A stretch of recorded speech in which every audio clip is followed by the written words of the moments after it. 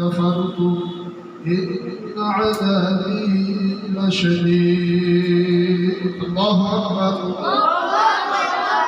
الله سبحانه وتعالى رب العزة الله جل شانه বলেছে তোমরা যখন আমার নিয়ামতের শুকরিয়া আদায় করবে আমি আল্লাহ সুবহানাহু ওয়া তাআলা তোমাদের নিয়ামতের আমি এমন বৃদ্ধি করে দিব এবং বাড়াইয়া দিব যে নিয়ামতের কোনো কিনারা তোমরা পাবে না। তোমরা যখন কি করবে আর তোমরা যখন নিয়ামতের যখন নাশকরি করবে তোমাদেরকে আমি কঠিন আযাবের ভিতরে লিপ্ত করব। এজন্য আমাদের নিয়ামতের শুকরিয়া আদায় করার দরকার আছে না না? কথা বলেন আছে না না? আমরা নিয়ামতের শুকরিয়া আদায় কিভাবে করব?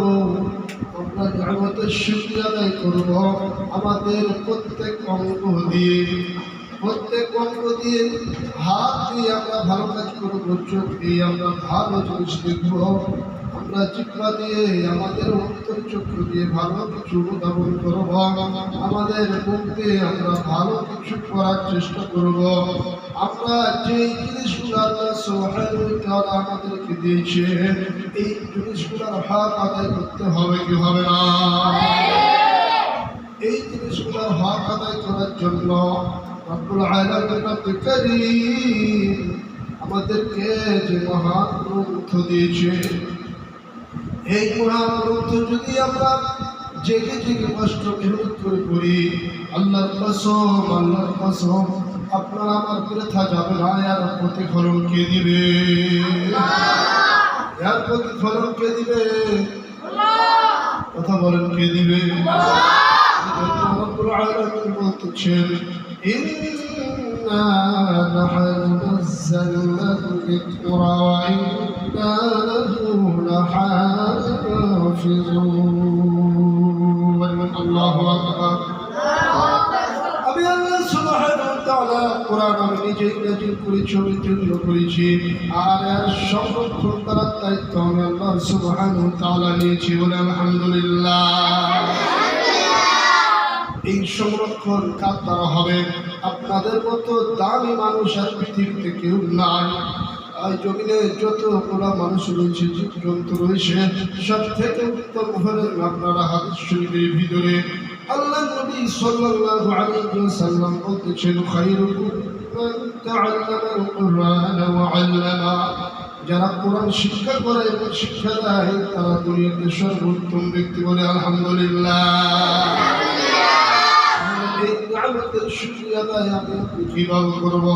প্রত্যেক জিনিসের হক রয়েছে, প্রত্যেক জিনিসের যদি আমরা শুকরিয়া আদায় করি এই জমিন থেকে যত রকমের গজব আযাব রয়েছে আল্লাহ সুবহানাহু ওয়া তাআলা সব কিছু হয়ে নেবে। আর এই জমিনে যত কর্ম খারাপ মুসিবত হয় সব কিছু হয় মানুষের প্রত্যেক অঙ্গের বিনিময়ে। মানুষের চোখের কারণে আযাব আসে, মানুষের হাতের কারণে আযাব আসে, মানুষের পায়ের কারণে আযাব আসে, মানুষের প্রত্যেক অঙ্গের দ্বারা এই জমিনে যত আযাব আসে ঠিক না ঠিক?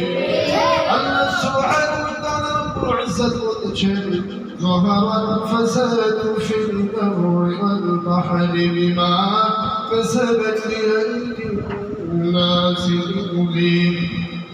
ليذيقهم بعض الذي عملوا لعلهم يرجعون।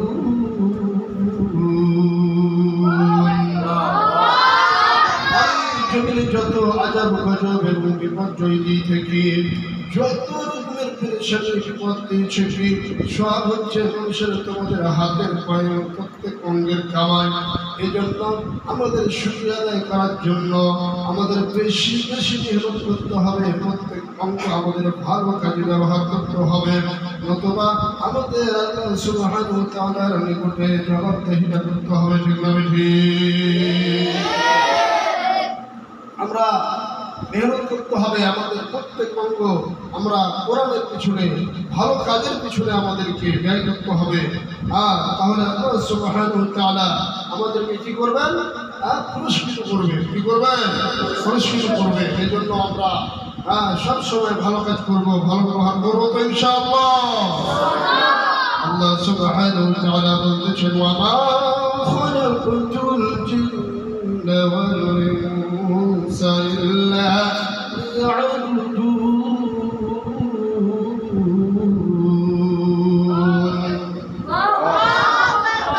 আমি তোমাদেরকে মানব জাতিকে এবং জিন জাতিকে সৃষ্টি করেছি শুধুমাত্র কেবলমাত্র আমার ইবাদত বন্দেগীর জন্য, ঠিক না ঠিক?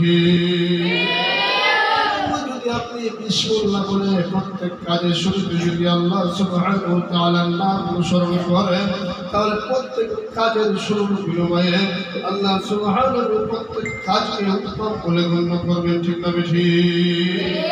এবং প্রত্যেক কাজে আমরা বরকত লাভ করব, প্রত্যেক কাজে আমাদের কি হবে? বারাকাত দান করবেন কে? কথা বলেন কে?